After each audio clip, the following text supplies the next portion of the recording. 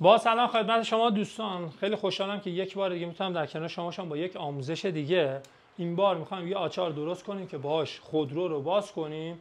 یه آچار 17 یا یه آچار 19 نیاز داریم. بده من اون آچار رو که شروع میکنیم به کارش. بریم تا پایان کار ببینیم چی در میاد ازش. راز موفقیت اینا رو من باید بدونم. اینا زرت و زورت یا نمیدونم میرن ترکیه یا میرن نمیدونم روسیه یا میرن فرانسه با دوچرخه رکاب میزنن. آقا راز موفقیت چی؟ گیر کردی نه؟ الان دیگه نمیتونی در بری نه؟ راز حرف نمیزن. راز موفقیت چیه؟ چطوریه که الان شما مجوز گرفتی به مدت 1 ماه بری تایلند رکاب بزنی؟ تو فیلم نیستی، نگران نباش، راحت باش. راز موفقیت چیه؟ به ما بگو. آقا ما به خدا میخوایم یه برنامه بریم تا چیز میذاریم، حقیقت الامر نمیتونیم بریم. مجوز 1 روزه 2 روزه است، 1 ماهه چجوری مجوز میگیری؟ جلو دوربین حرف نمیزنه. آقا برای این کار من اولا ببخشید لباسم رنگیه، خانم کلید کرده گفته خونه رو باید رنگ کنی که برنامه میخوایم بریم. برای این کار ما 2 تا سوراخ میایم، 2 تا سوراخ روی این میایم میزنیم. نمونه آچارهای خارجی هم اگر نگاه کرده باشید یه همچین چیزی هست، 2 تا سوراخ دارن. ما تختش بوده اومدیم 2 تا سوراخ زدیم. میایم دوباره 2 تا سوراخ روی این آچارمون تعبیه میکنیم.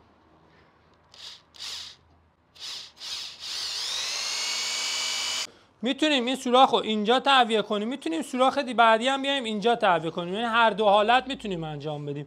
من به خاطر اینکه آچارم زیاد ضعیف نشه یه دونه اینجا میام میزنم، ولی خب اینجا آچارمو چون این لب زخیم شده نمیتونم بیام بهش ببندم. اگه بخوام ببندم باید با یه چیزای خاص دیگه بیام ببندم.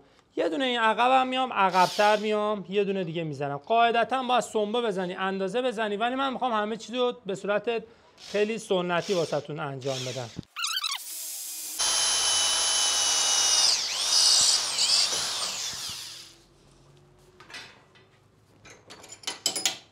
این سوراخ 2 تا زدیم، خیلی راحت، شیک و مجلسی، مشخص.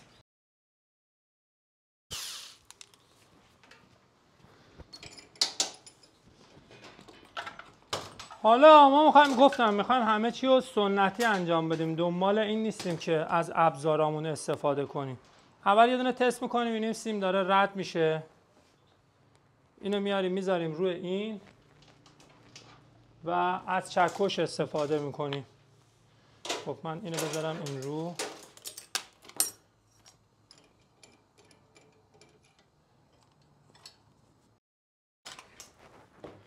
برای درآوردن این الان ما نیاز داریم یه دونش در بیاد. من یه دونشو با چیز در میارم، سری بعدی رو با ابزار در میارم، ولی خب راهش رو میخوام بهتون بگم.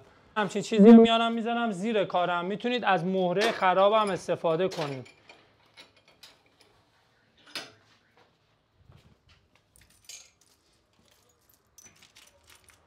و یه دونه میخ یا حالا میتونید 2 تا مهره هرز هم بذارید زیر این کار که این کار رو دارید انجام. پیم کامل در اومد.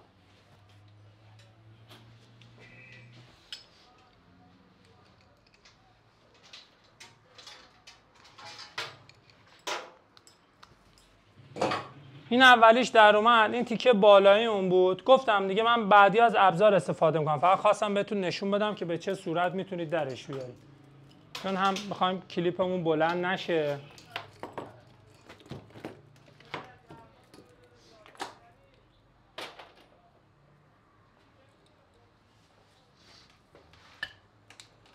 این همه سختی 1 دقیقه با این در میاد.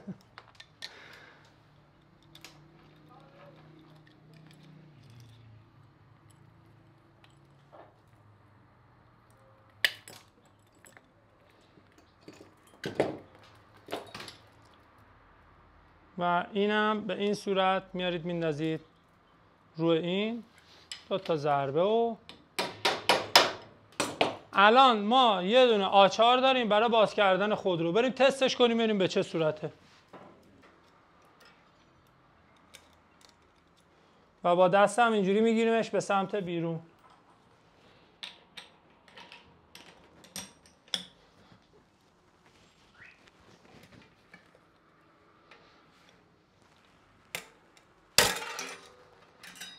زنجیر از جاش در اومد، پیما محکم نبود.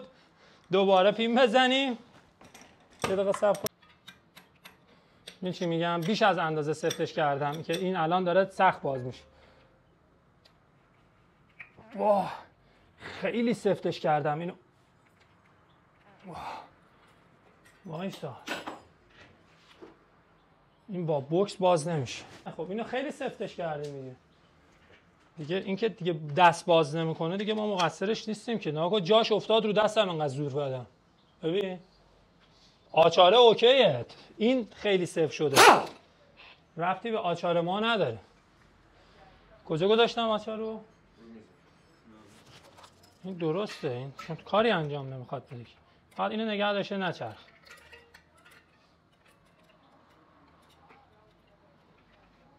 اگه 40 نیوتن سفت باشه، چون ما اینو زیادتر از حد سفتش کردیم، بوکس بادی هم بازش نمیکنه.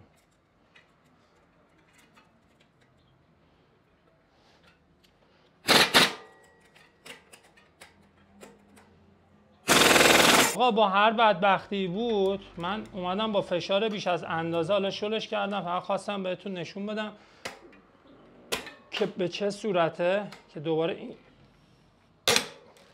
این یکی در رفت و به این صورت باز میشه. حالا ما برمی‌داریم یه زنجیر بزرگتر بزنیم، پیماش بیاد اینو درگیرتر بیاد نگرش داره. این یه ذره فیت به فیته، مخصوصا تو جلویه پرید بیرون. یه زنجیر بزرگتر پیدا میکنیم واسش میذاریم. کردیم که داری میگیریش. اون زنجیر چون یه مقدار فاصله‌اش کمتر بوده اومدیم عوضش کردیم و یه زنجیر کلفتر گذاشتیم که گیراییش روی این قسمت بالاتر بشه. حالا اگر دیدید بازم زنجیر شما نرسید میتونید وردارید یه خورده سنگ بگیرید که این جمع‌تر بشینه. ولی در کل هرچی این اهرم بزرگتر باشه، شما توی کارتون فشار زیادتر باشه، راحت‌تر میتونید ازش استفاده کنید. یه آچار 17 معمولی بود. الان 40 نیوتن صفر شد.